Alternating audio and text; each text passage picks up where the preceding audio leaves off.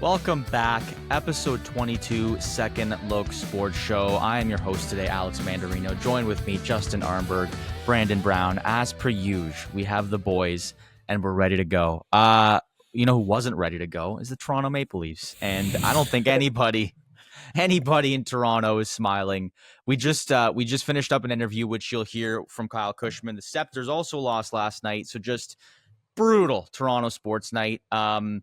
I'm glad I had the chance to sleep on all of this, because if we did a pod immediately after the game, we would have all probably had different emotions. Justin, maybe a little bit less for you, but Brandon, I feel like that was tough last night around 10:30. They did lose 6-1 game 5, if you live under a rock, to the Florida Panthers, and game 6 goes in sunrise on Friday evening. I don't know if the time has been set. As of last night, it was still TBD. I believe it's 8 o'clock. 8 Friday p.m. night. Yeah. Thank you, Brandon. And I will actually go to you. Oh, sorry, Justin. What's up? You have 10 hours to listen to this pod before game 6. Exactly. Yeah. I'm glad we have some time for people to listen and relax. I didn't even want to listen to any interviews or media the minute the game ended, but it's hard to avoid it. So just Brandon, I guess I'll go to you first. We don't even have to talk about how the week's gone. I know we have a lot going on, but it's been a big sports time, so we want to chat a little bit more about that. So Brandon, just no prompt, just thoughts, I guess, after the final horn, even halfway through the game, when the Leafs kind of just blew that one last night. Yeah, no, I mean, that's a good point. Halfway through the game, around the 3-0 mark, Marner has that horrible after the turnover. Marner pass. That's what did it for you. No, not that represents anything in itself. I just mean, at that point, it's 3-0. You're halfway through the game. It's not looking like the Leafs can score 4, let alone more than 1 at this point. It was just not a good feeling, not a good viewing experience for me. I did not enjoy watching whatever that was supposed to be from the Toronto Maple Leafs. But I mean, there's a mixture of sad and unfortunate feelings, just very familiar feelings, where this team shows glimpses of hope throughout. Obviously, the regular season, they look great, and in the playoffs, they've shown periods where they look really, really strong and look like they can take on the world. Mm-hmm. Look like they can do things that people haven't seen in this city in a long time. But when the moments come down to it and it really matters, it seems like these guys just shrink, and it's just one thing that continues to happen. And at this point, I don't see a reason to believe that they can turn it all around on a dime now. I'm excited. I want to watch to see how they respond tomorrow night to what happened in game 5. But I'm not sitting here with the same excitement that I was after game 2. That's for sure. So I think it's one of those things that just comes on whether it's the group itself or just the way that situations play out. It's unfortunate to see. You really hoped for something different with some of the changes they've made, but so far, no good there. No good. So I just have to ask you. You weren't angry? Like you said, you were sad and disappointed, but you weren't angry. You weren't mad. No, I don't have that kind of emotional response, I guess, to sports like that. I would say I'm disappointed is the key word. I think it's just whether you want to say upset, that's more just maybe frustration and kind of confusion. And again, just disappointment is what it seems to come back to. And I know they're not out of it yet. They still have a chance to come back. Maybe they win in Florida and then bring it home for game 7. And at that point, anything can happen, right? But yeah, I would just say disappointment, not really anger or any kind of malice towards anyone or the team in particular. It's just that feeling of it being kind of ripped away when it's seemingly right there. Yeah. I'll go to you in a second here, Justin, but it is funny because you expect this game and you expect to see the way that the city feels. I think the way that a lot of fans feel, it's it's over. And yet you really think about it, it's game 5 and they've played well. The Leafs have enough early in the series to actually allow themselves to play game 6 and 7. And at least it's clear that you win the next 2 games. There's no gray areas. It's you win one game and then you win the next game. At least they have one goal in mind. And if I'm not mistaken, the Leafs haven't lost more than 3 straight games in the regular season. So if anything, this season. If anything, like that's a positive to take away, but that's grasping at like the littlest straw in the jar. Like there really is nothing that you can take away from that and feel good about it. Like I can't think of anything at all. Like Robertson scores with a minute left. Like that's just, it's whatever. Like that's great. He won't score next game. He's a scratch and score. So you either take him out and put him in game 7 or, like it continues. There was just no bite. It's just like almost disrespectful to watch that from a fan perspective, because it's like they just don't care. Like it's genuinely like they just don't care. They're content with losing. And it's just gone on more and more as the years have gone on. We can do more of a post-mortem on the team if they do lose this series. I think like, focusing on game 5 is better. We can do all the whole discussion of the team afterwards. But really upsetting to watch that loss. I probably had more anger. I feel like, Brandon, you have more of an even keel when you look at these kind of things. And like, you've always been a little bit more like, you can keep that emotional response a little bit tamer, which is awesome. I wish I had just as much of that. I was not okay yesterday, but a sleep helps, that for sure. I know, Justin, I'm curious, like as not really a Leafs fan, but someone who's seen like the excitement from fans in the city, like how did you feel after that game just in general? I felt like everyone was kind of deflated. Like you said, the series was kind of over. Even though it wasn't over, it's only 3-2. And I will say this: like we go back and if they lose this series, if they lose tomorrow night to Florida, I think we go back to game 3, and we've had conversations off pod about this. That's the biggest turning point in this series. Is like you go to overtime, you can take a 3-0 series lead, or Florida can, crawl back into the series and make it a series at 2-1.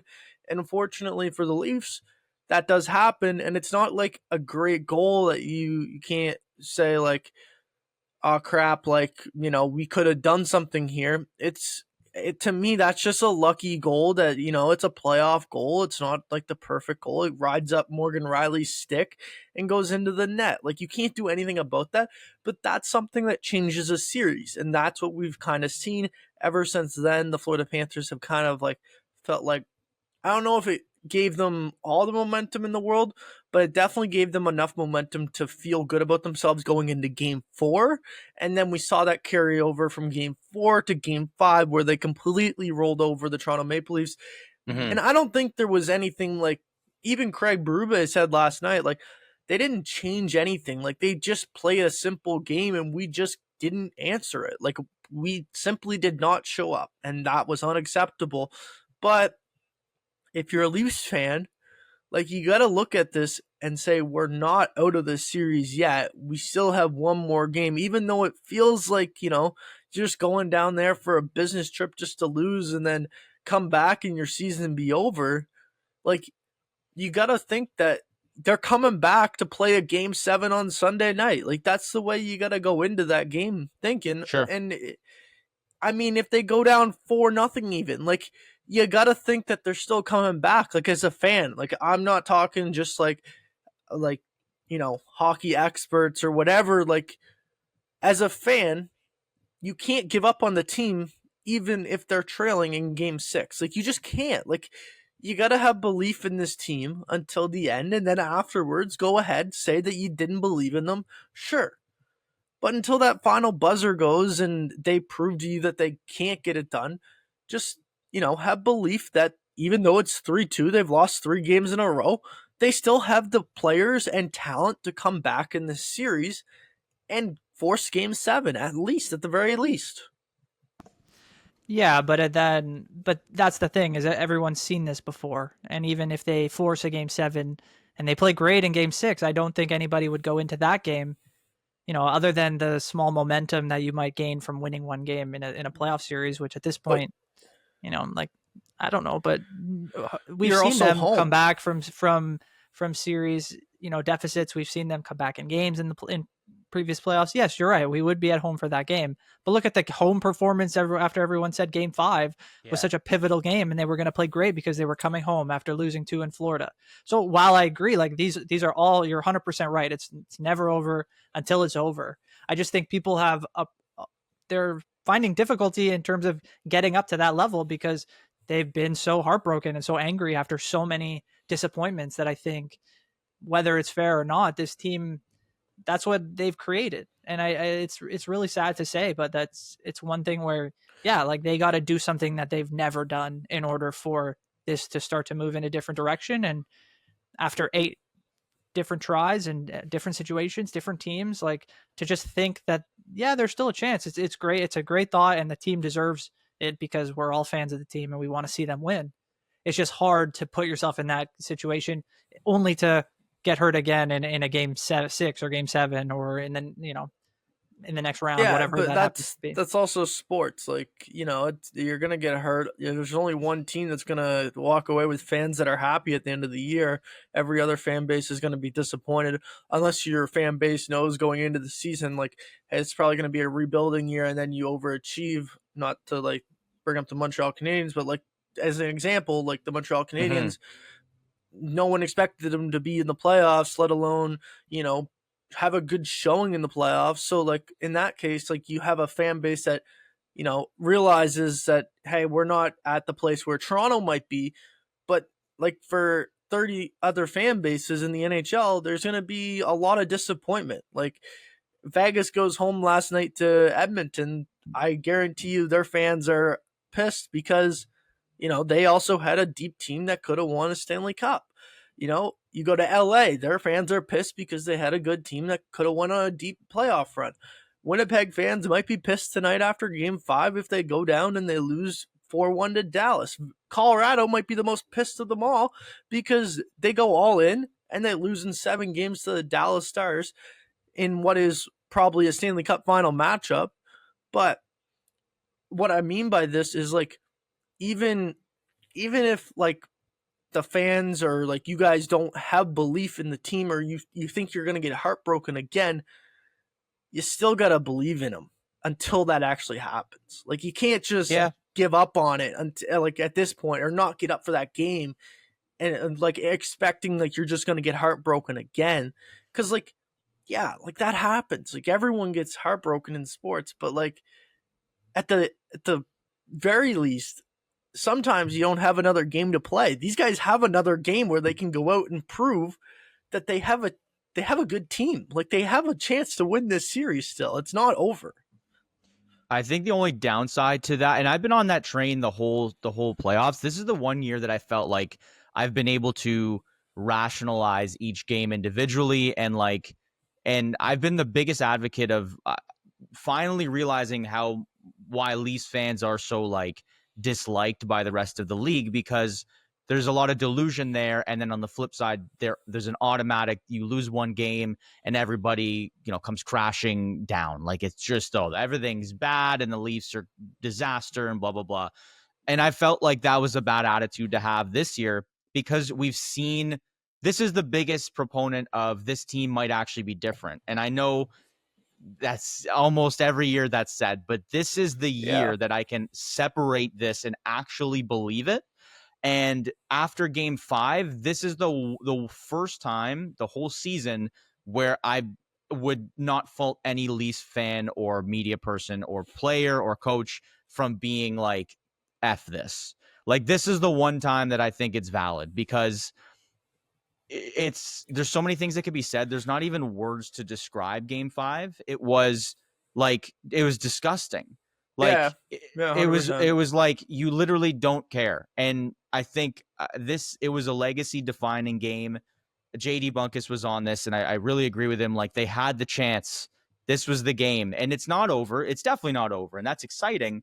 But like Brandon, you were saying, like, who's to say that this is any different game 6 when you're playing the Stanley Cup champions of all that? We haven't even really touched on that, and you're expected to win 2 straight. They've done it, but I just don't see how they're able to get off the mat after that. And Dave put in our chat just quickly, Craig Berube, I think, commented today and said, a loss is a loss. If we would have lost 2-1 and it was a close game, would it really matter today? We got beat. And I guess that's in a vacuum true, but it's like, oh, Craig, like, you've been here 1 year, Craig. Like, you just don't know the demons that have been here. I'm curious, Brandon, if you have a thought on that, though. The only thought I have on that, I think that's a really good quote. And I think on any other team, and that's why, Justin, like, your points are valid, but no other team is as, I get where you're going with this. I struggled. agree.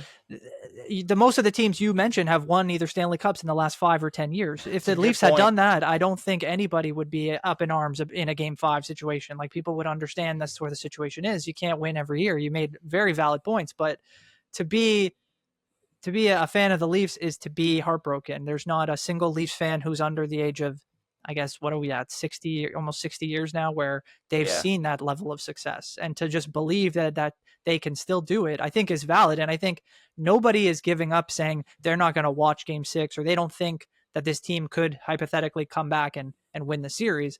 I just think people are so down on it and have been beaten down so many times that they are expecting them to now fold and lose this series. And I think it's better, in some cases, it's better to be expecting the worst and be surprised than it is for you to be the one to be disappointed and to go into everything with your best foot forward or whatever cliche you want to use. But I know there's millions probably of Leaf fans that are still going to be cheering them on tomorrow and are still going to be excited, but they're just going to have that feeling in their heart probably that they've seen this before and that they're expecting, disappointment. And I think that's fair either way you look at it. But I think if the Leafs had lost yesterday 6-5, I think we feel a lot differently, not necessarily if it's 2-1, because if they could score and look like they were able to break through a little bit, that would give people a lot more hope than if they just lose 2-1 and it's Nick Robertson who's scoring the goal. I think that's what's to the point now where people are expecting nobody. Matthews, Marner, even Tavares is kind of, I think, showed that whether he's getting a little bit tired or he's just showing his age a little bit, like he's kind of disappeared later on in the series for me.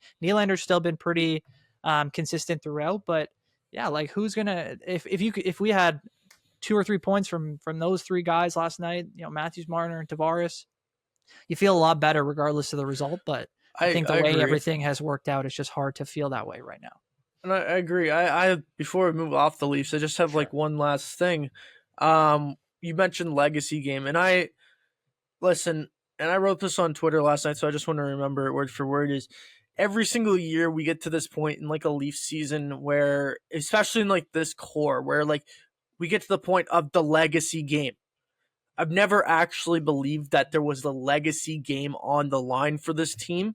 In the media up to this point, every single year, like I'm not going to say the first 2 years of this core, but like the last 5 years of this core, it's been legacy-driven games, and that's all they've been talking about. And you can't keep on using the same thing every single year, but you can't keep on repeating it because you've already said that it's a legacy game, so it's already decided what their legacy is. I personally think this is the first legacy game, and it will define the Leafs core and this entire edition of the Toronto Maple Leafs going forward on tomorrow night, starting with tomorrow night and followed up by Sunday if they win. If they lose tomorrow night, this is it. Like, that is it. How do you guys feel in terms of that? Like, is this the legacy game? Like Game 6, I know that you guys might say there was legacy games in the past. I don't agree with that one bit. This to me is their one chance. You changed the coach. You made all the moves at the deadline. You brought in Chris Tanev last year. You brought in Brandon Carlo. You brought in Scott Laughton. You brought in Anthony Stolarz. You did everything. This is the year that I feel the legacy game means the most. How do you guys feel? The only thing is I do I get your point, and this year's different for one reason, but I still do think that in the past there was legacy games, and the reason is because we didn't know if it would be the last game of, let's say, the core 4, and that's why the legacy games were the way that they were stated. But we've continued to see the same core 4, so those legacy games basically just got pushed ahead, like 100 yards, i.e. 1 year. But this is the first year where there's actually a possibility of changing because of the contract situation of Mitch Marner. Last year, I was like, I was the first one to say, like, this can't continue. And it just kept pushing. You're changing the coach, you're changing the decor, you're changing all of this. But this is the first time you can actually change the core. And like, Mitch Marner will not be a Leaf if they lose this series. Like, I don't care if he has 2 hat tricks the next 2 games and they lose. You didn't win the series. And I know that's a crazy thing to say, but you can't just, it's like procrastinating on a group project. Like, okay, we're going to go ahead and finish and we're going to do it in the last hour and hope for the best. Unfortunately, that's not going to happen. If they win the series, things change, but that's all Toronto cares about right now. And unfortunately, I don't want to put the whole blame on him. We can talk about that when the series comes to an end either way. But unfortunately, that's the way it is. So I feel like this is a legacy game for that reason. And it's going to be a huge conversation one way or the other, depending how it plays out. I don't know what you think, Brandon. Yeah, I think it's only a legacy game if something changes. And whether that's Mitch Marner, Brendan Shanahan, if they do lose this game or this series, and one or both of those names that I mentioned, there are others that could depart as well. If they're not here, like, people will look back at this game and this series, especially if it doesn't end, favorably. They'll look at this as a microcosm. The Leafs had hope again, up 2-0 in the series, looking good, and then a bounce. You can say a bounce or whatever happens in game 3. They can't get it done in a moment that would have shifted the series completely. And now they've fallen back into old habits. They've looked uninspired. They've looked uninvolved. So I think it will be a good view kind of where this core has been the last last almost decade now. So like, I agree. It's a huge game, and it really does. I think it could be what defines this group and could be what directs, the future of it as well. But I like, if we want to wait until after the series to talk about Austin Matthews, we can. I think so. He's got a 20-minute conversation booked in, like at least 20 minutes of just talking about him and whether or not he is the most disappointing player on this team at this point. Like, it's not Mitch Marner, in my opinion. It's him. And he's got at least 20 minutes booked in for just himself right now on this podcast. There'll be a lot. Like, we could do a whole pod just on them, I think, if we really wanted to. And I think it will be it'd be helpful to, if they do lose and we are having that kind of conversation next week, I think finding out about his health status and what's going on there, I think, will be huge in defining what that conversation looks like. Do you think they'll even say it, though? Do you think they'll even say it? Yes, I think they will. I think they didn't will say it during the season. They didn't. No, but that's because in the past, that's what the whole thing. Matthews has been. He has developed some sort of thick skin where he feels like he has been targeted in the past for saying certain injuries, and especially in the playoffs, it would be a risk to say specifically what it was. So, not in the playoffs, but I meant at the October, November, whenever this first thing happened, I was shocked that they didn't say what the actual issue is. No, that's again, it just goes back to his past experiences dealing with injuries. This is the way that he specifically wants things to be handled. When it comes to injuries, it's not about playoffs or regular season. That's just if he can, he'll hide it now because he thinks it's a disadvantage, I guess, for everyone else, for other teams to know.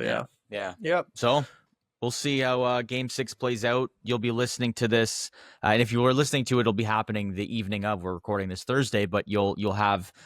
You know what? We'll leave on a positive note. Leafs in 7, okay? If you're a Leafs fan listening, Leafs in 7. I don't know if I believe it, but we'll be confident. Whatever. On to a Canadian team who actually probably has the best odds to win a Stanley Cup. Oh, that's not even close.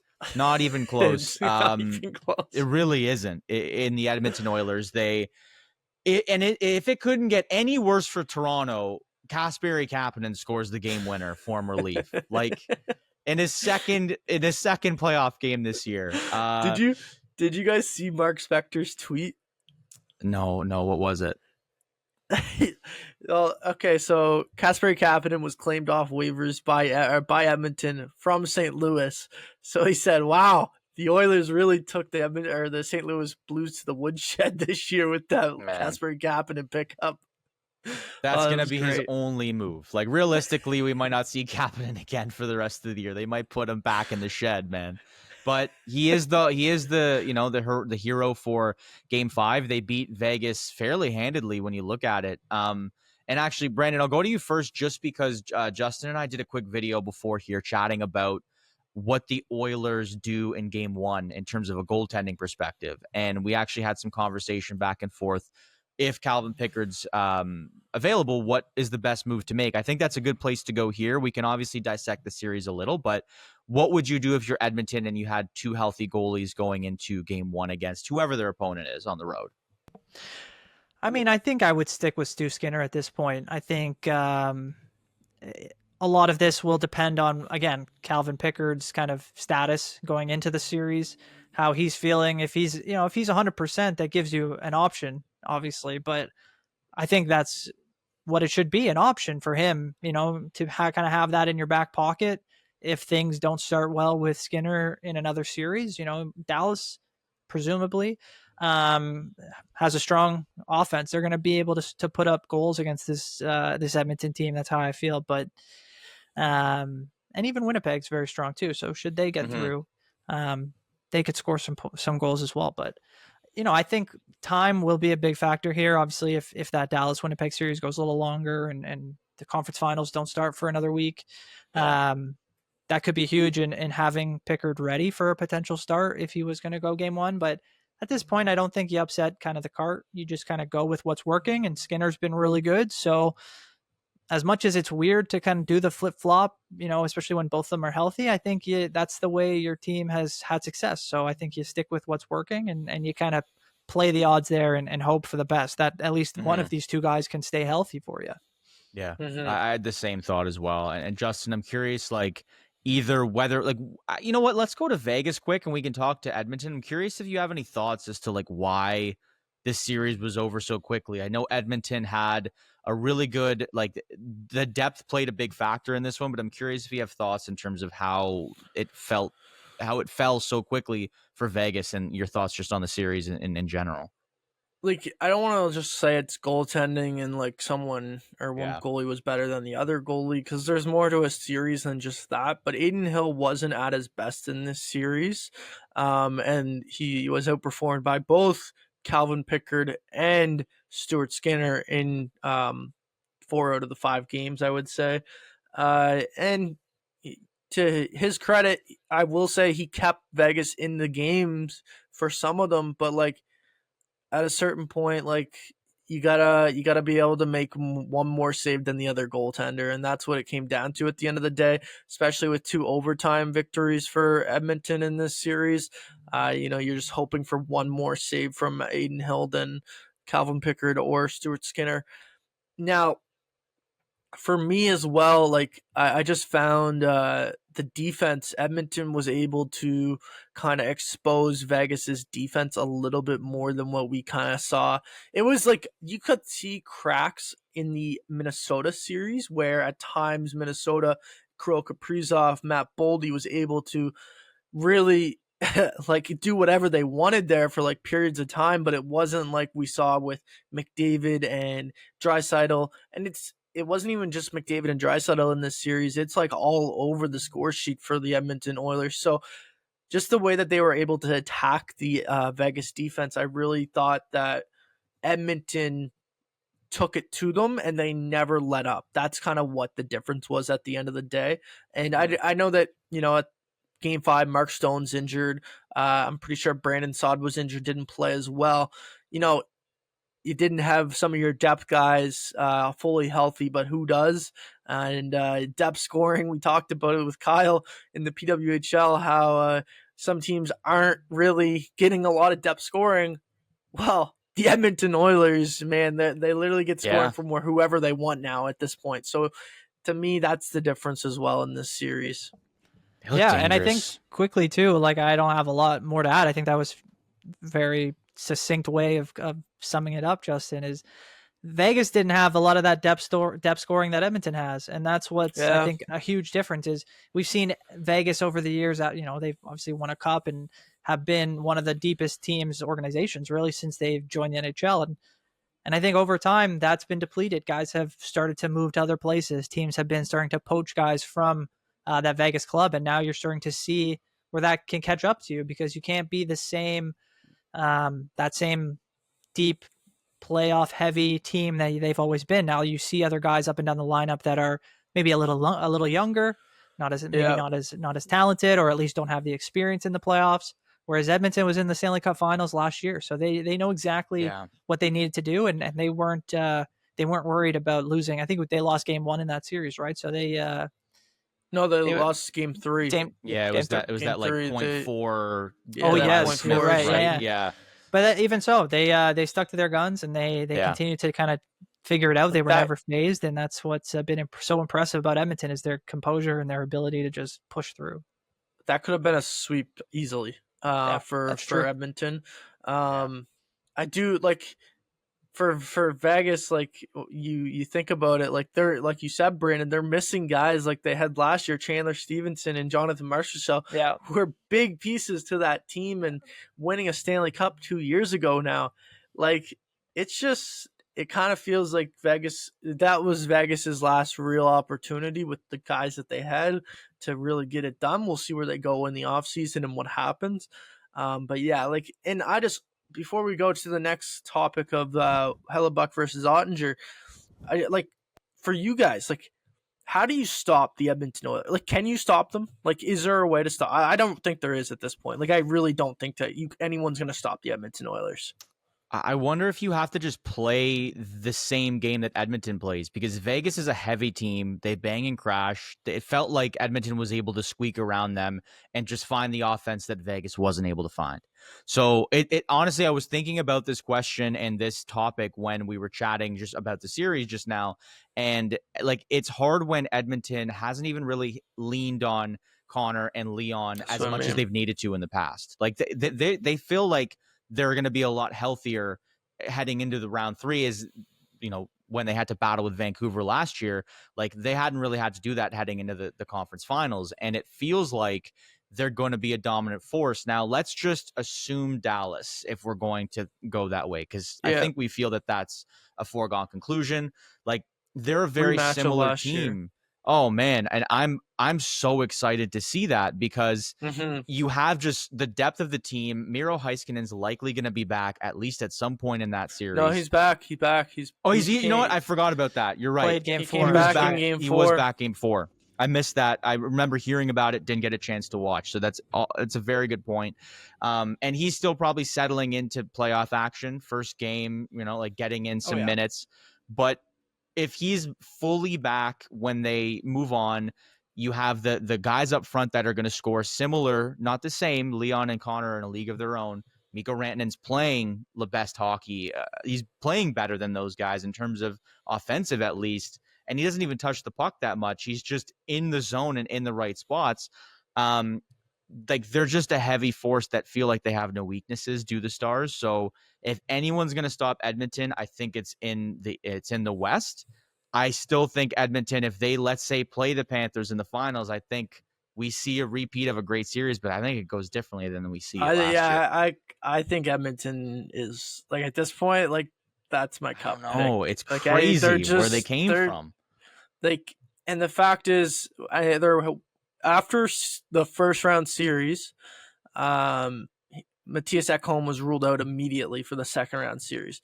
I made sure before coming on today to double check this.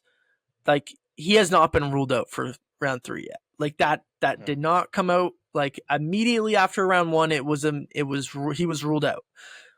No one has spoken about it. Maybe no one just got time to ask Knobloch about it yet, but immediately after the press conference and beating Los Angeles Kings in 6 games, they asked him, and he said, he's ruled out for the whole second round. So to know that Matthias Ekholm hasn't been ruled out for the whole third round yet, that just makes the Edmonton Oilers even scarier to me. It's not getting Miro Heiskanen back, but it kind of is for the Edmonton Oilers. That is their defenseman who really shuts it down on the back end. So if he's able to come back, I really don't see any team, and I mean any team, stopping the Edmonton Oilers from winning the Stanley Cup. Like, McDavid's just on a different mission this year, and it's been known, like, if he doesn't win a cup, like, it's done. Like, you will not want to be around Connor McDavid for the rest of his life, like, because he's going to be pissed that he didn't get a cup. It's crazy that he already hasn't sort of supplanted that, right? But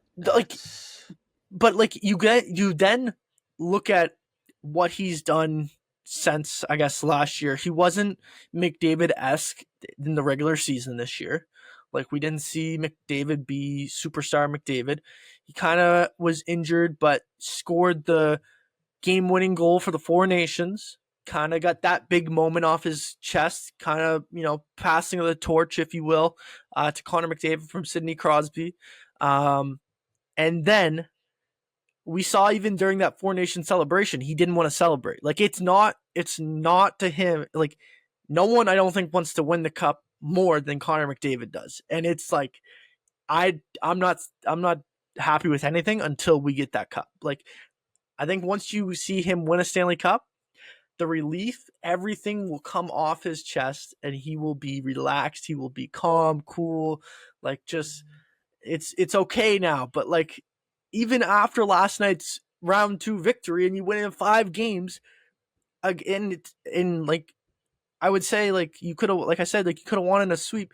He still seemed pissed. Like, he wasn't happy. Like, it wasn't like, hey, we're on to the Western Conference Final for the 3rd time in 4 years. Like, no, it was, you guys keep on saying our defense is not great. We can defend well. Like, we are good. So, like, I don't know. You guys feel the same way about him right now? Or, like, do you think, like, someone's stopping him? Like, Brandon, like, do you think someone is going to ruin his chance at a cup again? I mean, I hate to look ahead and try to predict what's going to happen, but I think Alex made some really good points about Dallas. I really think that in the West, they are the best team, in terms of preparation, the way their roster is constructed, the style of game they play. I think it is probably the best 2 teams in the West going at it at this point. Obviously, Colorado, everyone loved that first round series between them and Dallas. But if you look at the way Edmonton's come on, like, if Edmonton was going up against Colorado the way that their season ended, I think most people would be looking at Edmonton to win that series, I think. But yeah, McDavid, I don't know if he can be stopped. He's going to do literally everything he can to get to that point again and try to get to even that same moment they had last year. If it's Game 7 in the Stanley Cup, he would take that in a second. So I get, down 2-1 going into the 3rd period or whatever it was. I think they were down 2-1.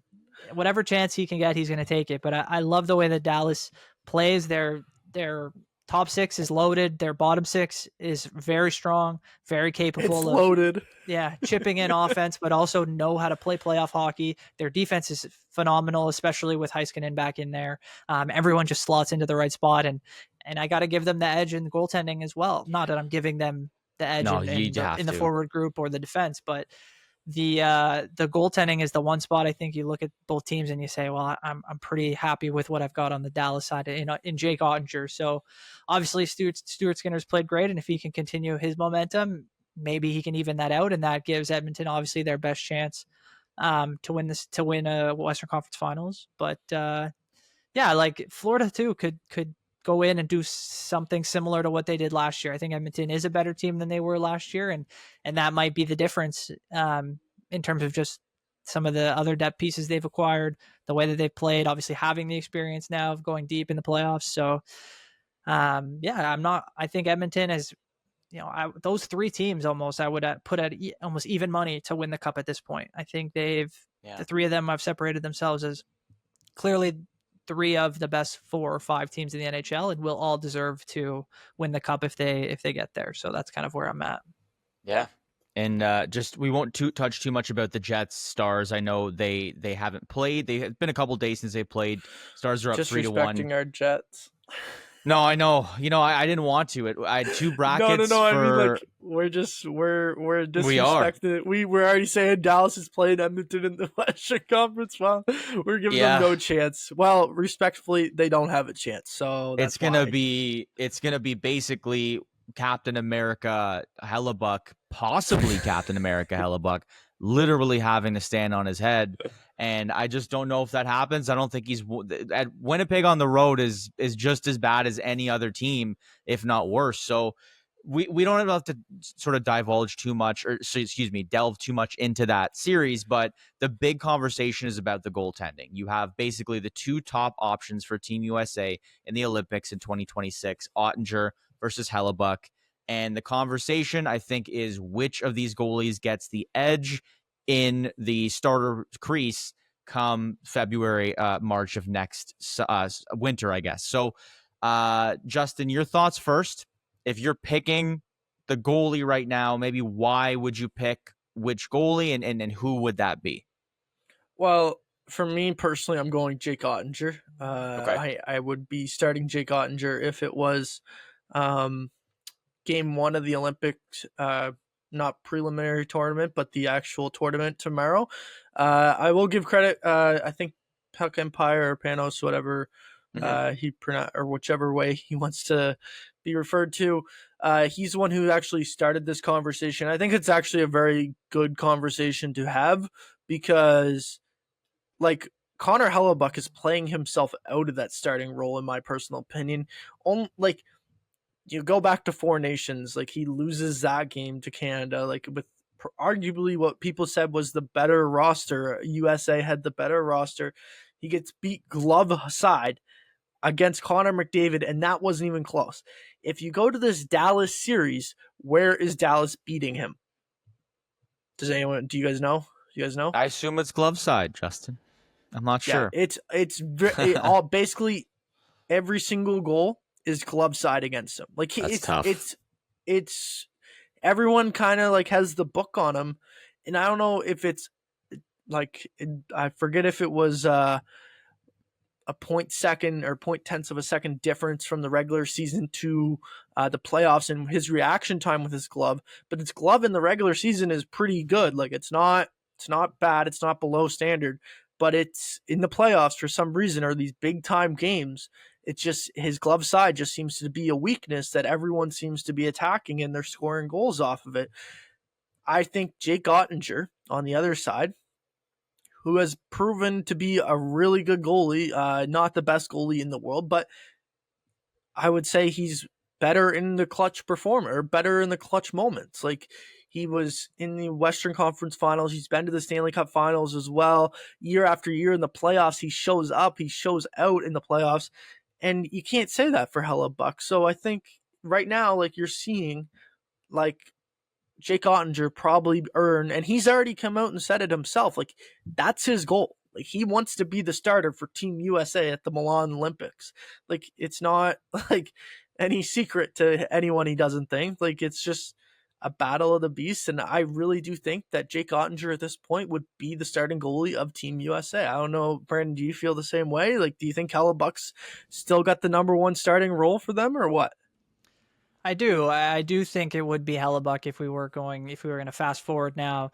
I think there is a case to be made for Oettinger to definitely play in that tournament. I think if, it's not a Four Nations situation. I think the Olympics, Right, you're going to probably try to get both guys in, because if an injury happens or something, I think that will be pre-tournament games. Like, there will be an opportunity where Oettinger can show himself on that stage as well. But I think if you look at, unless Oettinger, if they go on to get to the cup final and they win the cup and he looks unbelievable, like, I think that brings his chances up. But if you're asking me today, with everything going on, Hellebuyck's winning the Vezina, he's possibly going to win the Hart Trophy. Like, I don't think even if he were to have a complete stinker in Game 5 and they lose 4-0, and I don't think there's anything right now beyond an injury.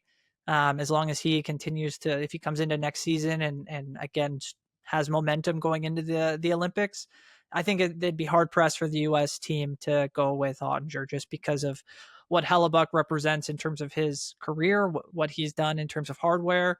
Obviously, yeah, the playoffs success hasn't really been there, but if I asked either of you guys, to pick the better team, I think we would all say Dallas. So in terms of, Hellebuyck not standing on his head and giving Winnipeg their best chance, I can't blame him completely for that, but I would definitely say that he's had a tough time in the playoffs. If they didn't have a Four Nations, Justin, and yeah, he got beat by McDavid there in overtime or whatever, but I don't think Hellebuyck had a bad tournament. They beat Canada in the first game. Like, I thought he played well enough, and that might be the one thing that they can look at and say, hey, he just did this recently. He gives us the best chance to whatever play with Canada or whoever else they're looking at. But yeah, like if Oettinger had gotten into a game and maybe he became the starter in that tournament or something like that, 100% would have changed the way I look at this. But I think just the way that things are stacking up right now, I think it's Hellebuyck's net to lose in a crazy scenario or something. But yeah, I have to agree. I think I've been flip-flopping, but I think if it's today specifically, I still think I'm going Connor Hellebuyck. I think he's just built up so much goodwill in the net over the past couple years, and I know sample sizes are important, but obviously the Olympic environment mimics that of the playoffs, and he hasn't been the strongest playoff performer. But you make a good point, Brandon, about how when you look at the rosters, both teams, Canada and the US, are going to be stacked. And not to discount any of the other country teams, all of them are going to be stacked. So it's like playing with a Dallas in front of you. And if you swap goalies right now, let's say Hellebuyck for Dallas and Oettinger for Winnipeg, I don't think Oettinger steals any victories just as much as Connor Hellebuyck would easily cruise onto a Stanley Cup championship on Dallas. So I think that's the best way you could put it. I think Oettinger has definitely a chance to supersede that of Hellebuyck. And I think another factor, which isn't even a conversation because we're looking at right now, is it's a what have you done for me lately league. And by the time the actual Olympics roll around next year, Oettinger could be on an absolute tear. Hellebuyck could be, win loss, could be on a bit of a drought, and that's the decision. Whoever is hot to play next year will be the choice. So it's a moot point, but it's a fun conversation to have, and I think it's tighter than it was at the beginning of the year. But I'd still think Hellebuyck is the choice. He's just built up too much confidence on probably the USA roster, and he was the first. He was the Four Nations guy. So you ride with who you brought to the dance type thing. You dance with who you brought to the prom type thing. I think is the saying. We'll just go with it.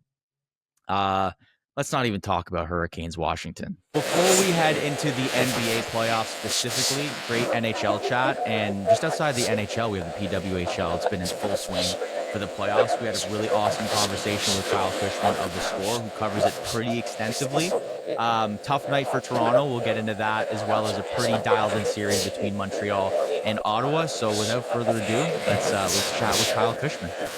Pleased to be joined today by Kyle Cushman, PWHL and prospects expert for theScore, joining us after a pretty tough night, at least from a Toronto hockey perspective, both in the NHL and more specifically the PWHL, which we're going to be following along with mainly today. Kyle, I know you were covering a lot of the Sceptres versus Frost game last night, sort of a gut-wrenching, just heartbreaker for the Sceptres, losing 3-1 in the series. What did you kind of see? What was your perspective of at least Game 4? We can kind of dive into the series a little later, but what did you kind of see from Game 4 and what led to the victory for Minnesota there? Yeah, I think Game 4 kind of showcased a lot of what happened throughout the entire series, where it's a close game. All of it was actually played out 5-on-5 as the first PWHL game without any penalties, and that included a pretty lengthy overtime period as well. But it was a very tight game, chances both ways, and ultimately the Frost made good on their opportunities and get one more save than the Sceptres did. And that's kind of the story for the entire series, where you look, I think for a majority of the series, the Sceptres were at least on par, if not the better team for stretches than Minnesota. But the goaltending was a big question mark for kind of both of these teams. And ultimately, it proved to be a bit of a backbreaker for the Sceptres, and less so in Game 4. Specifically, both goaltenders played well, I thought, and both teams kind of just beat goaltenders with strong chances. And specifically looking at what Minnesota was able to generate in Game 4, All three of their goals in regulation come off of net front traffic, deflected pucks and creating rebounds, or just deflected pucks going straight in. And then the overtime goal is like a 3-layered screen and a perfect shot from a first overall pick. Like there's not a whole lot that you're going to be able to do to stop some of those things. So overall, when I look at the series and why Minnesota came out on top, I feel like they were the more clinical team, which they were in the regular season as well. It was the best 5-on-5 scoring team and the best offensive team in the regular season. They made good on those chances when they got them in the series, and they ultimately just got better goaltending throughout it. Yeah, and that was obviously a big. I'm just going to jump in quick here and just add that obviously it felt like goaltending was a big factor in this whole series. Carly Jackson playing their first game, I think second game for the team in 2 years with the squad. So obviously a tough position for them to kind of step in and make the saves, but the net front traffic led to a lot of the goals there. Didn't give them a lot of a chance to kind of step in and really take their position on this. How did you felt like CJ kind of handled that position, especially in sort of a tough spot with an elimination game heading right ahead of the. Look, that's a borderline impossible place to toss a goaltender into. When you think about what CJ has kind of been in the last handful of years, they were a backup goaltender in the PHF in that season with the Toronto Six, so didn't get a lot of game action then. Then obviously last season in the PWHL was the third string goaltender behind Erica Howe, and Kristen Campbell didn't get any games there. What you expect for a third string goaltender in a 24-game season, the opportunity to get in the crease just isn't likely to be there. And then this season, it was trending the same way until Reagan Kirk went down with an injury sustained in that last game, I believe actually against Minnesota before the international break. And so she goes on LTIR during the international break, and CJ steps into that backup role. And it was going to be interesting to see whether she got into a start or not before the end of the season. Ultimately, the Sceptres gave CJ that start against New York just to get them an opportunity in the crease. If they needed to go to her in the playoffs. And after a couple of bad games from Kristen Campbell, they ultimately decided that was the case for CJ. And it's a bold call going to a goaltender that has played one regular season game over 2 years, has never played in the playoffs, obviously, in a PWHL environment, and going away from a goaltender that you just had as the backup for Canada at the World Championship. And so it's a bold call. I thought she played very well considering the circumstances. I thought she made the saves that she was supposed to. The as I mentioned, especially the first 2 goals are just deflected pucks that really no goaltender is going to stop. Yeah. And then the third goal is a rebound created off of the tip puck. Again, a difficult situation. And then the overtime goal, just layered traffic like that, is basically what every goaltender coach doesn't want their goaltender to have to try and make a save through. So overall, the circumstance that CJ was put into, I thought they had a phenomenal effort, all things considered. But ultimately, when you look at the saves that Nicole Hensley made at the other end of the ice, she was just that little bit better, especially when you think about that save early on in that overtime period on the breakaway against Haley Skamura. That's a game saver and potentially a season saver for the Minnesota Frost there. That obviously gets overlooked because of an overtime winner, as is always going to be the case. But the Frost aren't winning that game without that big save from Hensley. Yeah. Now, this year to me, it kind of feels, and correct me if I'm wrong, but this series loss for Toronto at least feels different than last year, where last year it kind of felt like a blown series lead. This one felt like more even tilted. What was your perspective on like how Toronto played this whole series, and was it more or less disappointing that they lost this one, or was it more like this was an even more or even battle, I guess, going throughout the playoffs compared to what we saw last year, where they blow I think it was 2-0 series lead, and then Minnesota goes on to win the inaugural Walter Cup. Like, what was the difference from this year to last year's Toronto team for you? Yeah, well, for starters, both series were completely different. When you think about a 7-5 game in Game 3 this year, the first 4 games of last year's series, the winning team picked up a shutout. Like, it was a very low-scoring, defensive, grinded out, one chance might win you the game series. And this year, it just wasn't the case. When you look at the results game over game and kind of some questionable goaltending on both sides, all 4 goaltenders getting into the series, a very different series than it was last year in that respect. And so for the Toronto team year over year, I think the one other big thing that you have to point to is Natalie Spooner and everything that went on with her. And ultimately, I think her impact in this series goes all the way back to last year in the playoffs, where Toronto goes up 2-0 in that series. They go to Minnesota game 3, and Natalie Spooner tears her ACL on kind of an awkward play along the boards, and she's out for the rest of the series. Toronto doesn't win a game without her. They're done.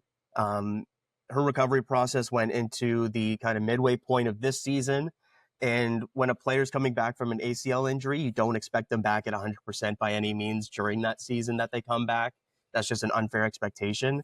And we didn't see that from Spooner this year, where she was an effective player to an extent, but she wasn't the dominant MVP, 20 goals in 24 games type player that we saw last year. And it wasn't fair to expect her to be that. So the question was, how could Toronto try and supplement that scoring? Well, they go out in free agency, they get Daryl Watts. I thought she was threatening in this series.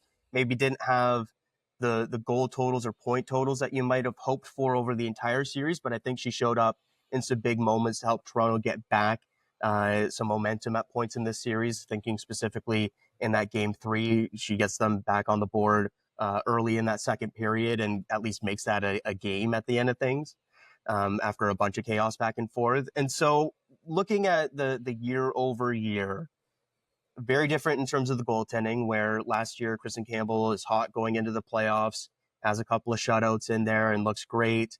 You think about the Spooner injury and kind of the difference that makes, Watts coming in as a free agent.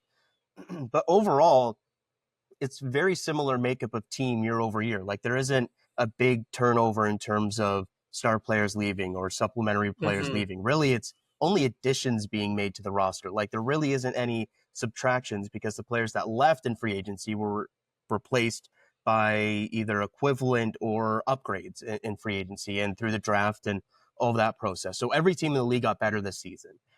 So in terms of the differences, I think Toronto got a bit more depth scoring this year, where you look at Julia Gosling and her impact on that fourth line and some of the third line moments that they had in this series.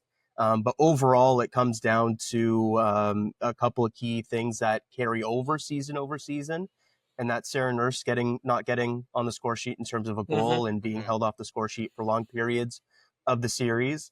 And it comes down to, in key moments, the Minnesota team getting an extra save versus the Sceptres. Yeah, and on the flip side, Kyle, too, obviously we know the Frost have beaten the Sceptres 2 years in a row, and obviously went on to win the inaugural Walter Cup last year over Boston. No Boston, obviously, this year in the playoffs, but we don't know who the finalist is going to be with Minnesota there, Ottawa or Montreal. With that said, that series looks pretty close. Do you think Minnesota's kind of separated themselves over these first 2 years of the PWHL as kind of the team to kind of beat as we go forward in the future seasons, or what is it about that team so far that's allowed them to kind of seem dominating, even though they're not top in the standings in the regular season? They come out in the playoffs and they just look great. So what is it about them as an organization, or just on the ice? What are you seeing that allows them to just continue to be the best in the playoffs? Yeah, it's an interesting split where you talk about them as a quote unquote team to beat, but they've been the 4 seed coming into both of the playoffs. Yeah. Last year, they're not in the playoffs if Ottawa beats Toronto on the last day of the season. This year, they're not in the playoffs if they lose to Boston on the last day of the season. So it's like, sure, once they get to the playoffs, they obviously have proven themselves, certainly. But getting in there has been not as comfortable as you maybe hope for, and maybe that has helped them early on in these playoff series or something like that. But when it comes to Minnesota and what makes them such a really tough team to go up against, I think I point most to the star power, which is the year-over-year thing, where Taylor Heisey is an absolute rock star. And last year in that series, she goes without a goal for the first 4 games of the series. Game 5, she scores the game winner and then ices the game with the second empty netter, goes on to win playoff MVP with the absolutely incredible run in the PWHL finals. This year, game 1, that Toronto won fairly handedly in terms of dominating play for the first 2 periods and then kind of letting it slip in that third period. That's the only game that top line for Minnesota wasn't clicking, where Renata Fast and that top defense pairing for Toronto really shut down that unit of Coyne Schofield, Heisey, and Michaela Cava. games 2 through 4, that line was absolutely clicking. And you look at the end of the series, and Taylor Heisey has 7 points, and her only goal in the series is the overtime winner to sink the Sceptres in game 4.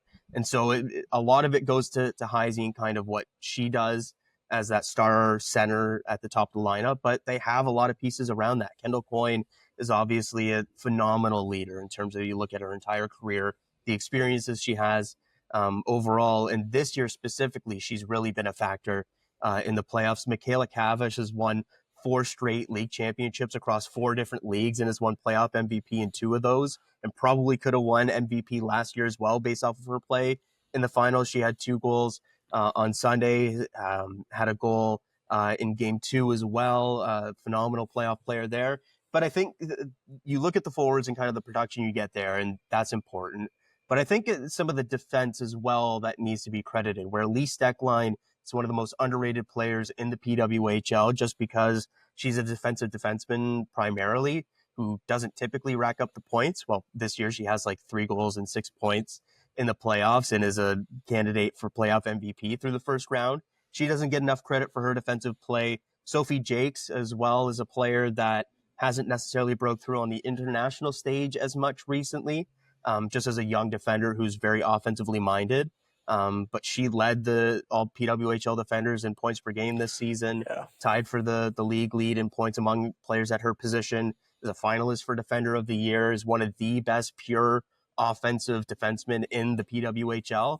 And then you look at the goaltending, and sure, they haven't necessarily been a strength overall, but Minnesota has had Nicole Hensley and Maddie Rooney. And I think it's the duo that really makes things a real bonus for Minnesota when you look at the 2 seasons, where if Hensley isn't on, Rooney's going in the net. And if Rooney isn't going, it's Hensley in the net. And both of them have played Olympic games. Maddie Rooney is the most recent American goaltender to beat Canada at the Olympics. She did it as a very young goaltender in a shootout, just something that is unfathomable in terms of being in that kind of moment as a young goaltender and playing through that pressure. So she's been there, done that before. And you have 2 goaltenders that have in those situations. So you can go to both of them, where pretty much every other team in the PWHL has that clear-cut starter and a backup that isn't as trusted, even if the coaches might say they are.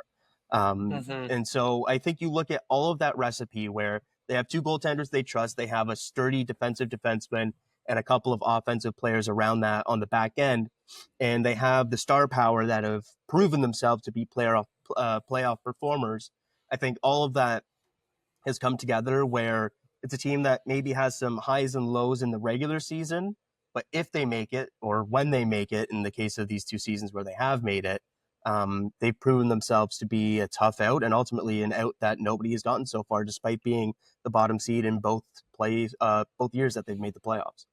Yeah, and I wanted to bring up, because you mentioned about Taylor Heisey.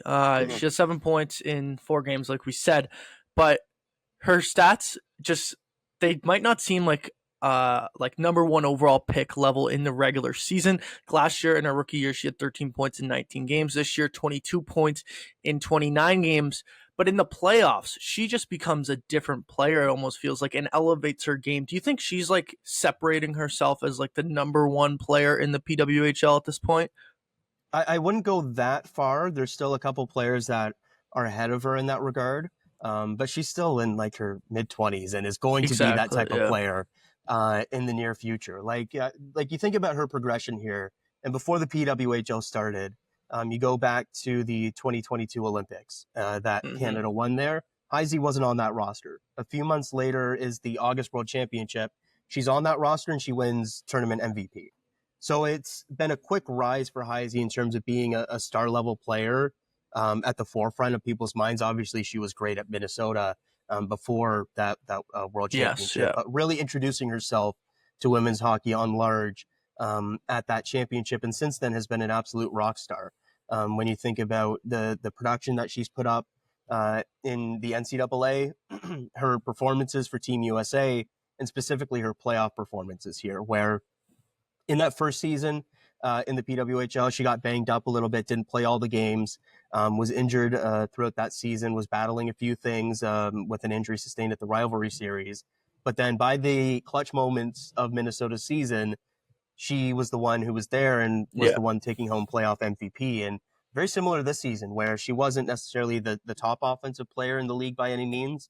Like it's Sarah Fillier, that's the one that's getting the attention as the kind of young, exciting scorer that's nominated for top forward. But in these clutch moments, it's been Heisey that has been the one rising to the occasion for Minnesota consistently here. So she's so much fun to watch. She's great on the puck, great puck transporter. And Ken Clee's consistently been trying to get her to shoot the puck more. And we saw that in game 4 there with the game winner. And not just that, going into game 4, she had obviously had the assists going into that game, but she only had like 2 or 3 shots on goal in the entire series.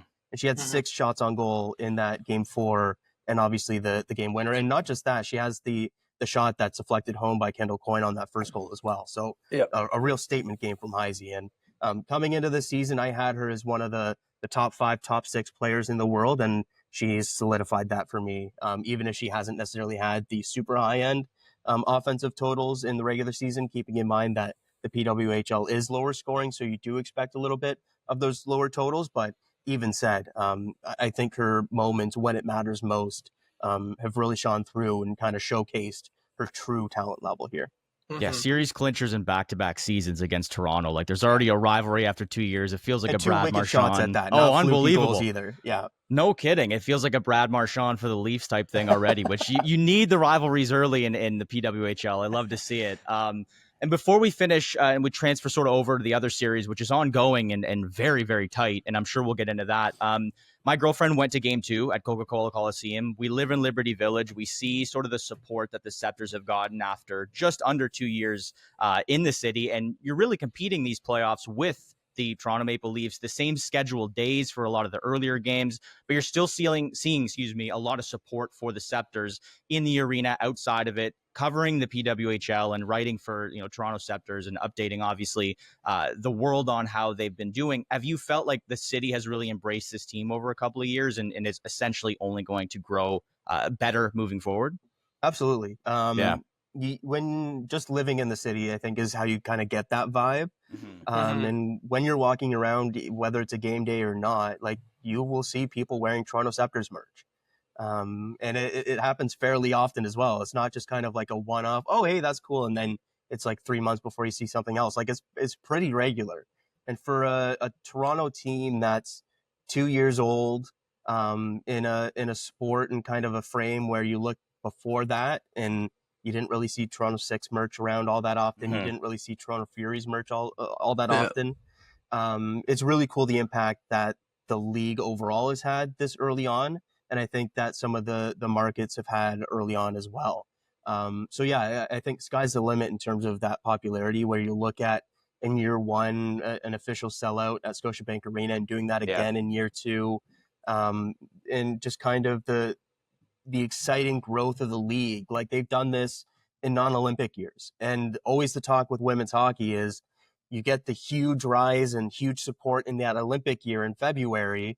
And then 2 weeks later, you're like, well, we probably won't see these names or faces again for at least another year until the World Championships. But for most people en masse, for another 4 years.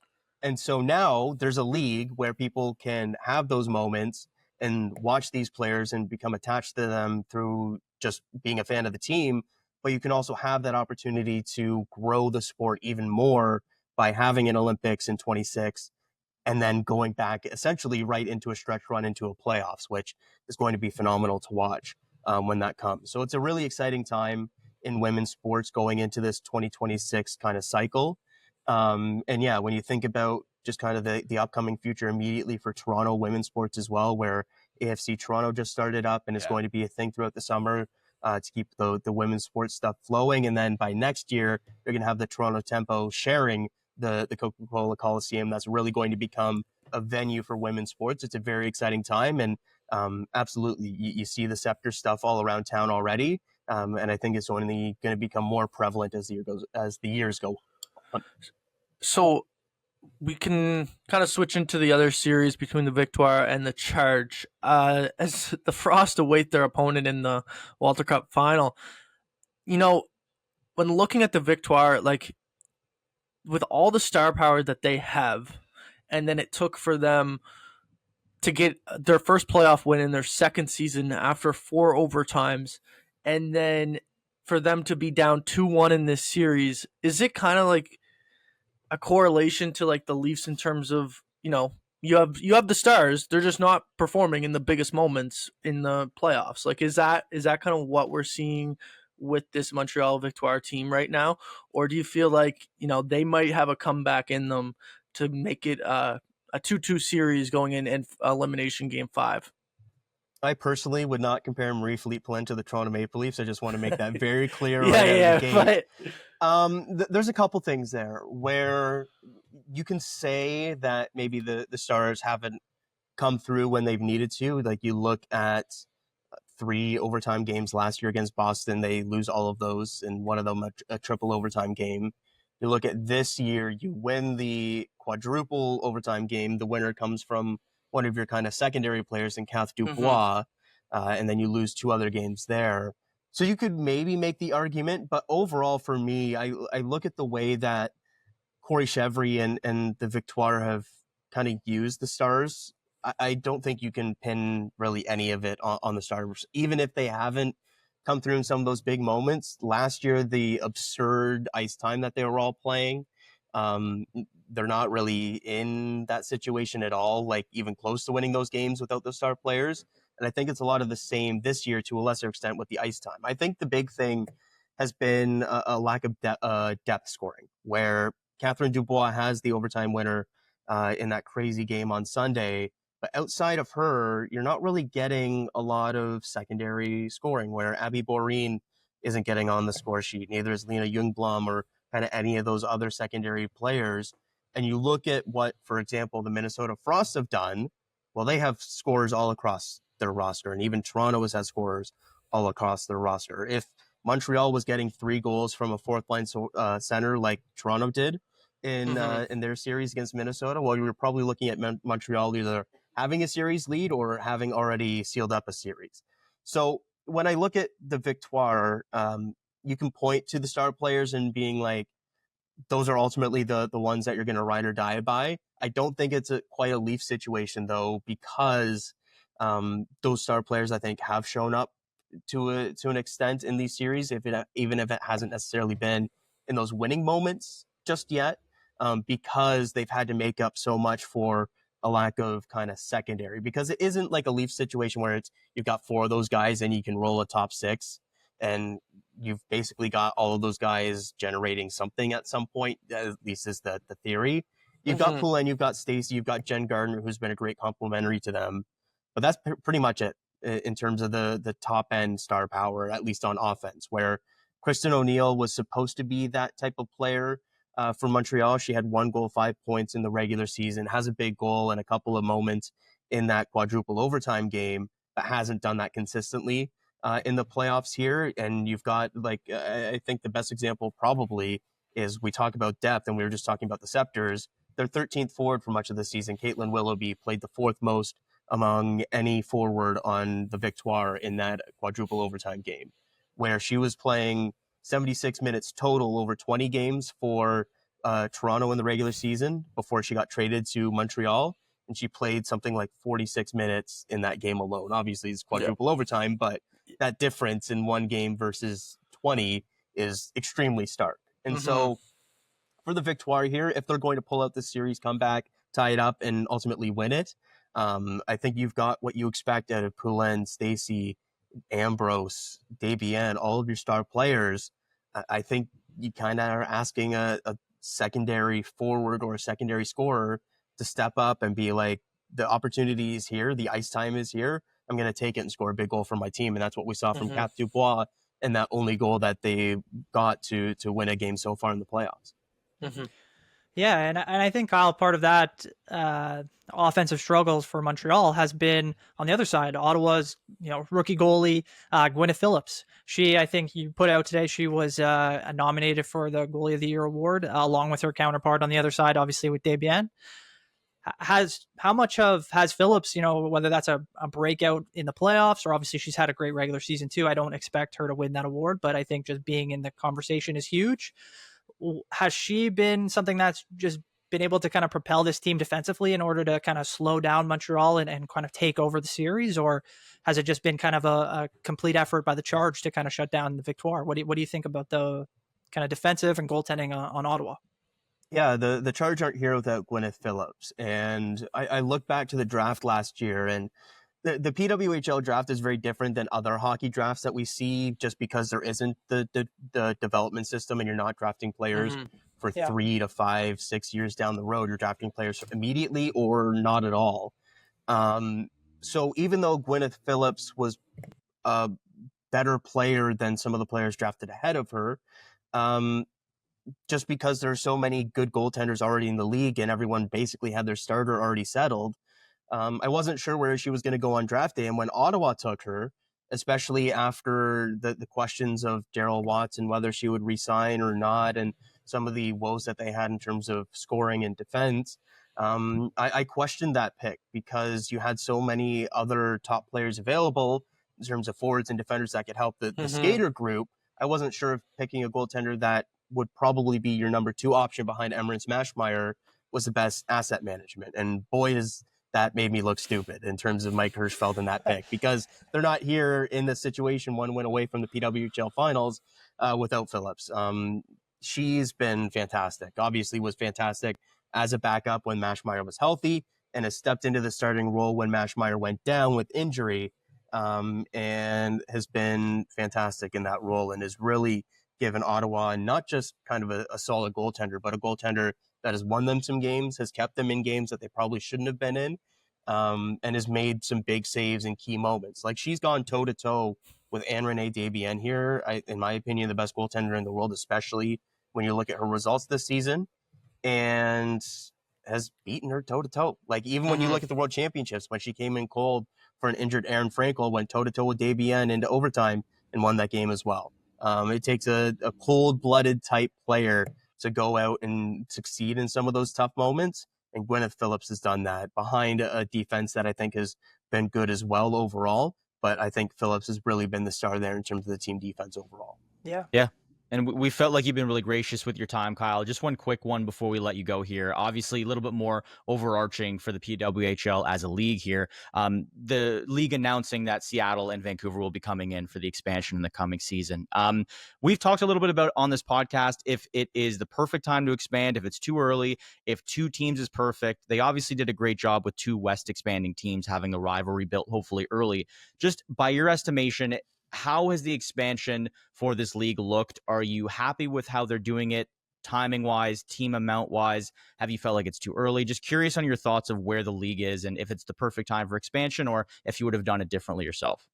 Yeah, the talent pool is there, and that's the most important part, where good players who are deserving to be playing pro hockey in North America haven't had roster spots because there are too few teams. And when you look at ideally for the league, an influx of European players and having truly every best player in hockey playing in the league, it's not quite at that level yet, because you still have a lot of, or at least a handful of top European players still playing in their native countries overseas. When those players come over, that's just going to force more of those players out. And so when you look at the talent pool, the talent is there. And so it was less a question of, is the talent there to supplement more teams? And the question really for me was just, do they have the appetite to expand? Because the interest is there in terms of markets. They've shown that through the takeover tour. The talent is there. We see that in terms of the players that aren't being signed to contracts, that are going overseas, or the players that are still overseas that are kind of wishy-washy over coming to the league because there aren't enough spots. And I think you kind of see that where you have 6 starting goaltenders and a goaltender like Gwyneth Phillips, who just finished as a finalist for goaltender of the year, started the year as a backup and played as the backup for half the season. The talent's there. The interest is there. And obviously the Mark Walter Group has the money behind them to make it happen. So I'm very excited about it. I love the timing of it. This upcoming draft class isn't necessarily the best one. I think it's the next draft class that you're really looking at as being that star group. When you think about the 2026 names from that American World Championship and soon to be Olympic team that are going to be entering the draft through that. So yeah, I love the Western expansion, and I'm very excited to see how the whole process kind of plays out. Yeah, we're just as excited, and we appreciate you joining us. We're excited to kind of look forward to the rest of the Walter Cup moving forward, and appreciate you joining us. So we'll chat another time. But again, appreciate you engaging our audience for the time being on how the PWHL plays out here. I think our takes, well, before we get to it, Justin, our takes just have gotten worse because this is so entertaining in terms of the NBA playoffs. The first round, some of it was boring. I'm all dialed in now to the second round. Like I can argue, you can argue that it's more entertaining than the NHL. And unfortunately, injuries have played a factor, but it's just the fact there's been so many narratives. I don't even know where you guys want to go first. Like we can go to the Knicks first, Knicks Boston, if we want to start there. It's been the more contentious series. It's been the one with the most eyes and fans and bright lights. I guess the best way to introduce this is, do the Knicks take Game 6? Brandon, let's go to you first. I actually don't know if they do. You don't. Like I know you don't. Game 4, Jason Tatum gets hurt at the end. Yes. I really at that point thought, and I still believe the Knicks should win this series in terms of to lose your best player. I mean, some people would argue that he may not be that great, but I think Tatum is fantastic and he's a great player, and what he provides to that team, I think to lose him, it's going to be tough for the Celtics to come back from 3-1 without him.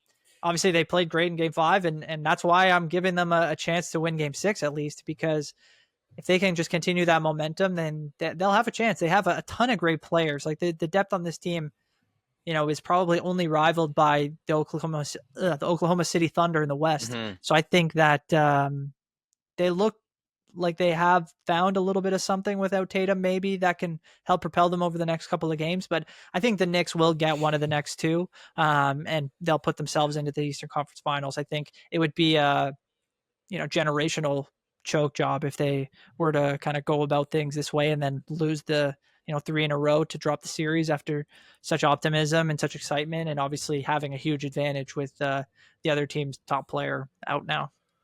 Yeah, I would agree. I think that if they were to lose this series, that it would be the generational choke job, and every Knicks fan would probably be in the same spot that every Leafs fan is right now, and that's the way those two fan bases work.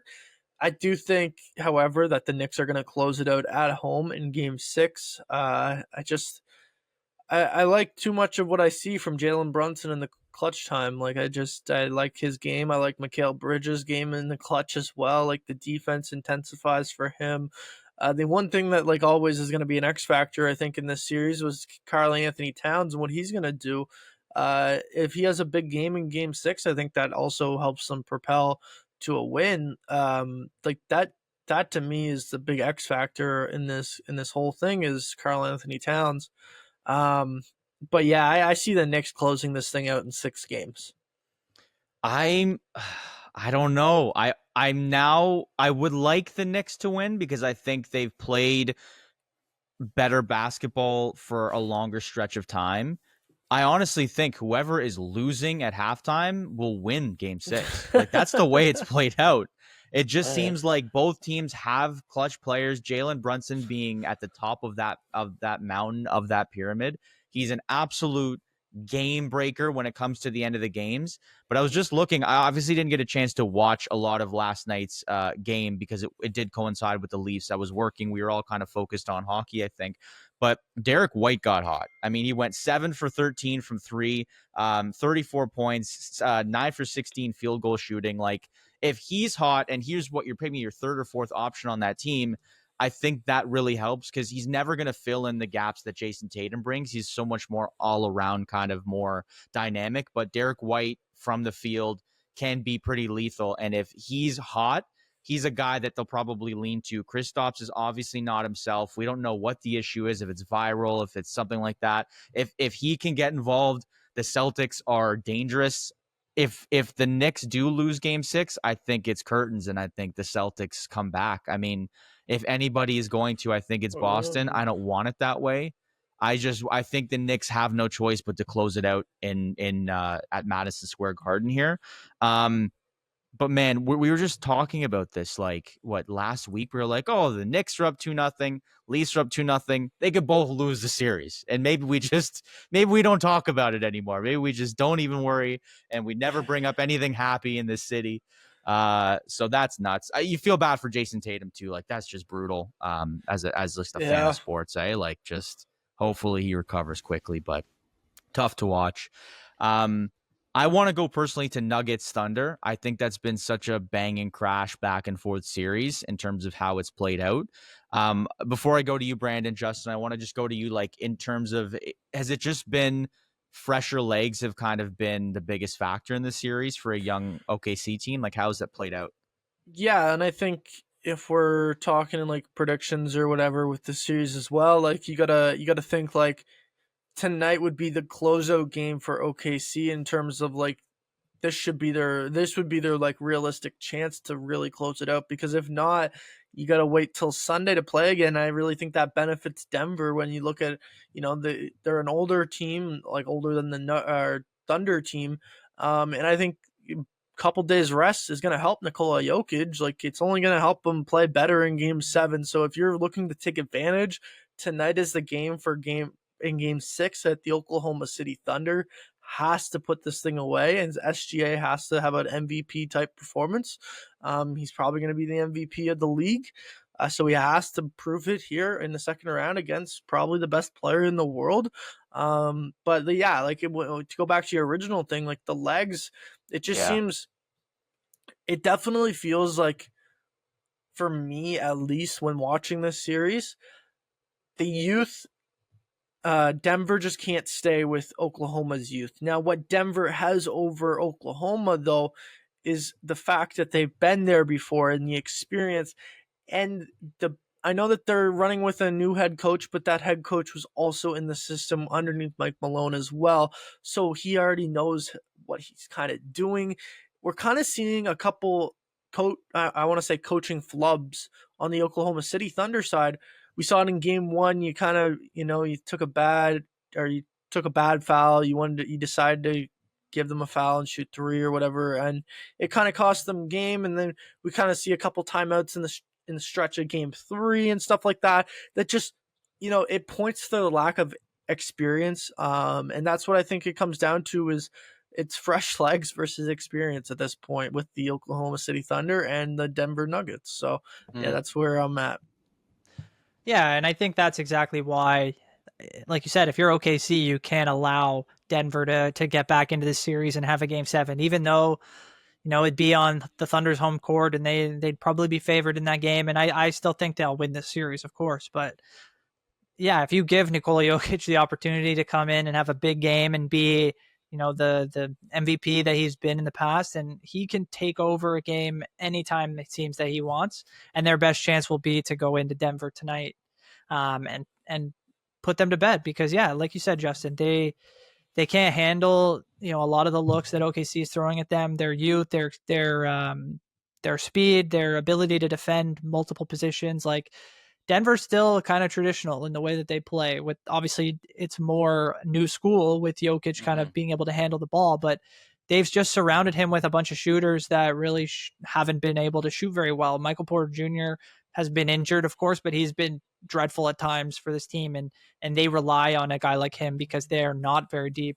So to have him, Aaron Gordon, and Jamal Murray, those are the key players for them outside of Jokic. And if they're not all going at a high rate, they're going to have a real trouble stopping and handling a young Thunder team that has a lot of different options. So yeah, it's one of those things where I expect the Thunder to come out and really show why they're the number 1 seed in the West, probably the favorite to win the championship at this point. So that's kind of where I'm at with them. But all credit to Denver. They've outperformed my expectations heading into the playoffs for sure. And I think Jokic and even their new head coach Edelman, I think, deserve a ton of credit for that. So Yeah, that's a good shout. It's a tough position for him to be in with a team that's a veteran team, a guy like Jokic who is probably not going to win MVP, but has multiple and is likely to win another one in the future. And you kind of have to start telling them what to do after Michael Malone is suddenly let go for reasons we don't really know. We speculate, they didn't really get along as maybe general manager, and coach didn't get along with the organization. But the point being, Jokic just had to step in and almost coach at certain points because he's like, I know this team just as much as anybody.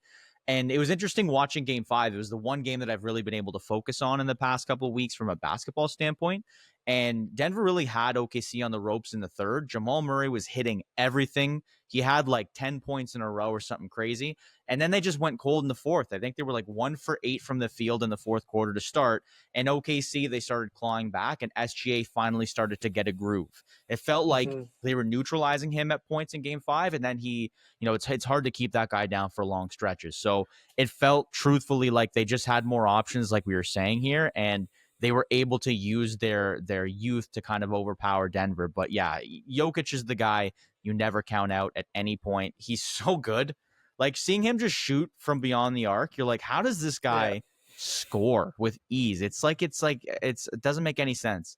But he is that player. And I don't know what's going to happen, but I'm excited to watch. We'll know by the time this episode drops, but I think it really will come down to 7 either way, because I think that's how this series has gone back and forth, would be my guess. I know there was 2 other series that have ended. I don't know if there's any final thoughts. Maybe Brandon, if you have any thoughts on either the Timberwolves or the Pacers, because I know it was kind of shocking to see those teams win in such easy fashion, maybe less Minnesota, but just thoughts on how those series went. No, 100%. I think in the case of the Warriors, I think everybody looks to Steph Curry and the injury there, and that kind of deflated their whole team, and kind of, I think that was the nail in the coffin of that team.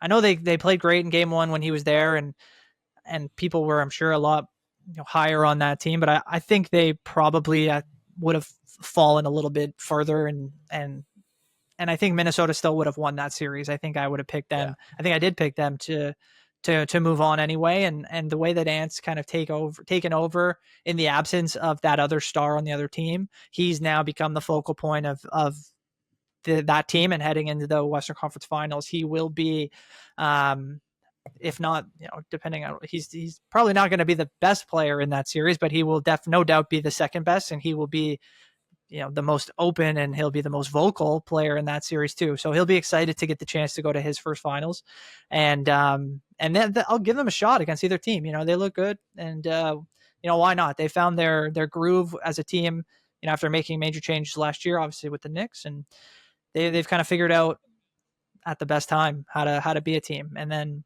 for the Pacers, I'll just say I'll give them a shot now, without especially if they're facing a Celtics team without Jason Tatum, or if they're facing a Knicks team that is going to go, have a longer series, 6-7 games. They play a lot of minutes, or they put a lot of minutes on their best players. So I'm going to give the Pacers a chance to make their, have their first finals appearance in a while too. So I think we could be seeing a crazy finals matchup as we get to June.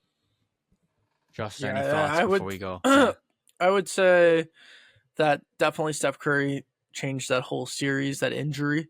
I think that Steph Curry in this series, I still think, like you said, Brandon, I think Minnesota wins, but I think it's more so in 7 games, I would say. Steph Curry is so good. You just have to give him those 2 games. And the thing is, when you don't have Steph Curry on the floor, you take away, it's a lot easier to stop everything else that's happening for the Warriors. When Steph Curry gets going, everyone else can get open and get their shots going as well.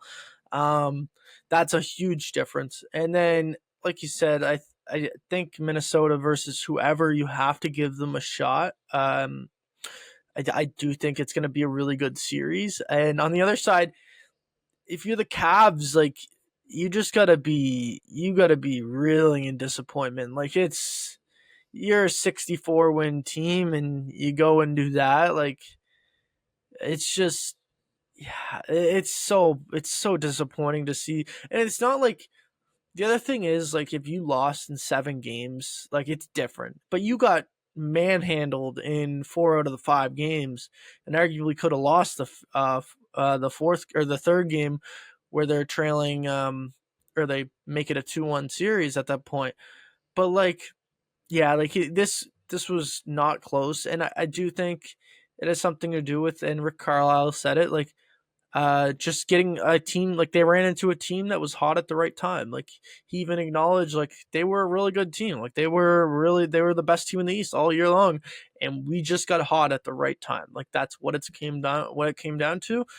And the Pacers are fun, man. They move the ball. They're fun. They're explosive. They play at a fast pace, and they're fun to watch. And I guarantee you, at this point, you can't look at Tyrese Haliburton and say that kid's overrated anymore. Like that narrative's gone out the window. Like, kind of was maybe added fuel to the fire for him, but at this point, you can't say that. I was just looking while we were kind of wrapping up those two series in terms of if, let's say, the Knicks finish the Celtics off in game 6, Indiana's already in, Minnesota's already in, and then you have OKC. Let's say OKC takes care of business. Let's say you have those 4 teams as your final 4. The last time one of those teams, those 4, have won an NBA championship, if at all, was 1973 with the Knicks. So Wow. It would be just insane to watch any of those 4 teams win an NBA championship for that fan base. OKC's never won. Obviously, they're a fairly new team. Pacers haven't won. Knicks haven't won since 73. And then Minneapolis Lakers in the 50s. So the Timberwolves haven't even... Minnesota Timberwolves never won, yeah. They themselves know. Like, if you're a fan, Yeah. you would have to be like in your 70s to have even recognized that was happening. So just, I kind of want it for that narrative. That would be my preference. And some of those teams can still win it for the first time. So we'll see what happens. Even if Boston makes it, I don't think they win the NBA title. Like, even if they make it out of this round, like, I don't think they have enough now with Tatum down to really win the NBA title. Yeah, and if they do, it would actually, I would be impressed, and I'd be like, okay, you deserved it. Like, that's a Boston team I can actually feel a little bit of excitement for. It's hard as a Toronto sports fan, but I'd be like, all right, respect, you pulled it out, but not for the fans. Then Jaylen Brown would really be the number 1 player of that team, and that would have a lot of people up in arms, a lot of Jason Tatum fans up in arms. That would seal the deal. Just last note, we don't even have to be serious about this, but Brandon, I'm going to ask you, realistically, is the NBA rigged, i.e. Mavericks getting the first overall pick? Just, I know it's a crazy thought, but I'm seeing it everywhere. What did you make of that draft lottery? Is there any thoughts going through your head there? I mean, there's been a ton of different notes and thoughts, I think, going across. Like, it seems that every time a major player is traded in a situation, a specific team, gets a draft pick or is in a good spot to refill or retool. I'm not going to go as far as to say it's rigged. I think I think they've done a really good job in creating a situation now where really it feels like anybody who doesn't make the play-in tournament feels like they can win the draft lottery. And I think you're seeing that a little bit in the NHL too. As these leagues start to depress and even out the odds a little bit more, it will absolutely create some of these scenarios where people are actually shocked to see a team jump up as many spots as we've seen in both of these draft lotteries. So, no, I mean, if say the NHL, if the Sharks had got number 1 and then we just see this random kind of Mavericks team come out of nowhere and jump up, double digit spots, I think we would be like, it'd feel a lot different. But fair. I think just seeing that this is kind of what the leagues seem to want is like more parity, more talent in different spots and more possibilities for teams to kind of rebuild and do things on the fly. So no, I'm not going to say it's rigged, but I was definitely surprised. I did not expect, especially in the NBA where you typically do see, the team in the top 5 or, top 3 typically get that first overall pick. So I like the way that they've been able to kind of stretch things out and give other teams opportunities. I know they've had obviously problems with the tanking and stuff in the past. So I like to see that might, move teams away from that and maybe they'll try to get to the play-in instead of fall a couple more spots. It gives you an incentive if you have a chance still at the number 1 pick anyway. Yeah. Listen, you can't rig the NHLs. Like, there was no possible way to rig the NHLs. We literally saw it live. Apparently there's no way. It's very, very, very, very impossible to rig the NBAs. how in the world, though, does the Dallas Mavericks, the San Antonio Spurs, and the Philadelphia 76ers end up with all top three picks? Like that to me, like, for like, at the end of the day, it's not rigged, but it seems rigged. It's like it's fishy. it's so fishy. Like, cause like, yeah, like you can't sit there and say, like, as a normal human being, like, oh, like, didn't the Spurs have like a 6% chance of moving up to the first pick? Like, it's so unlikely that probably, I think there was like, if you did the math on it, it's like 0.14 or 0.14% or something like that, or sorry, 0.0014% chance of that top three happening. And it happens. And it's very interesting to me because the 76ers are a big market team with a big, I guess team, like, aspirations going into next year after, realizing that they weren't going to be anything this year and saying we're going to tank, but we're still going to be good next year. And then you have the San Antonio Spurs, who have Victor Wembanyama and get De'Aaron Fox, have the Rookie of the Year, and Stefan or I forget his last name at the moment. Stephon Castle. Yes, Stephon Castle. That's what I thought. Stephon Castle, and then you might get the Greek Freak because of your trade assets. Like, you can't tell me that there isn't just a little bit that is fishy about that top three. And then you have teams like the Washington Wizards or the Charlotte Hornets who have been in the dumpster for like the last 5-10 years, and they can't get anything. And like, how are they supposed to get out of the dumpster? Because they can't attract any free agents. Like, that is true. You can't get anyone if you're not good. Like, if Cooper Flag goes to DC, someone probably wants to go to DC with him.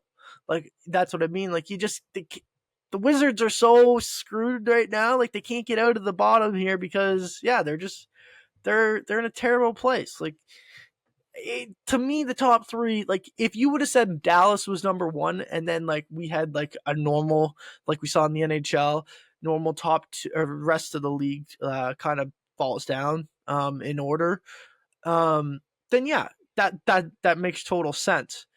The part that just doesn't make any sense, though, is how you get the top three to be Dallas, San Antonio, and Philadelphia. That, like, all three of those were such long shots that should not be a top three that we're talking about. But yeah, that's where we're at. That's the only disappointing part, is those small market teams don't really get a chance to grow. And like, there's no way of just like, do you tank or do you not bother tanking? You just hope for the best. They changed the odds recently, and I think that's why it's a little bit better. It's a little bit more even. It creates like an excitement for the draft. Like, people are excited to watch, but if you're not good, like, if you're not good and you're literally not trying to tank, but you're literally not good, like the Washington Wizards, like, what do you do? How do you get better from this point forward? You can't. You just have to sort of try to track free agents, which is already hard. But the problem is, you have to hope. Like, if I don't, like, they want to make the draft lottery, probably for the NHL too, like, more exciting, like a TV event. I don't care. Yeah, I'm a Sharks fan. It's disappointing that the Sharks didn't get the first overall pick, but you could still get the second overall pick. And I know Cooper Flag is a can't miss prospect, and that makes the difference here. But the point is to try and incentivize the league to be better and to be more watchable as a league, and hopefully to create parity. And I'm not the biggest NBA fan. I'll be the first to admit that. But at the same time, to make the league more interesting, you'd hope that there's more parity amongst these teams, and you're not having the Washingtons and the Charlottes, essentially out of it halfway through the season.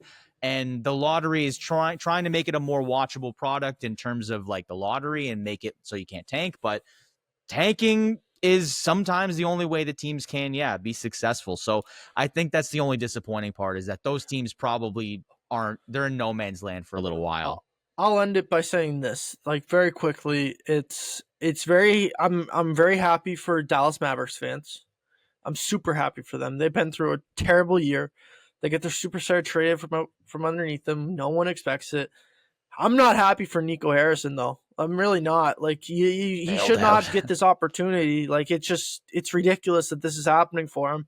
It's ridiculous in the sense that you trade away your number one guy and everyone knows he's a top 5, at least top 3, maybe even player in the NBA. And for a 31-year-old non-healthy Anthony Davis all the time, like how does this happen? Like that's why it's also like, is this rigged? Because like how do you do this? Like it just everything. I'm not happy for Nico Harrison. I'll tell you that right now. Bailed out. He gets bailed out again. Damn it, Nico. Bailed out, yeah. Come on. That's what Goes to the finals last year and then gets the first overall pick. Yeah, that makes sense. Yeah, I think just tough. I'm sure the league loves it, but it's tough for the conspiracy theorists out there for sure. Either way, good action both in the NBA and the NHL. The PWHL, great interview with Kyle Cushman, which we'll throw into this podcast. You've probably already heard it. We'll throw it in here and obviously look forward to the rest of the Walter Cup. But other than that, I'm really excited to kind of move forward, boys. We have conference finals for both leagues coming up after the end of the second round. So we'll chat more then. Otherwise, thanks for listening. If you've made it this far, like, subscribe, comment on our YouTube channels, our Spotify, Apple Music, whatever have you. And otherwise, enjoy the rest of the playoffs, whatever league you prefer, and we'll chat soon.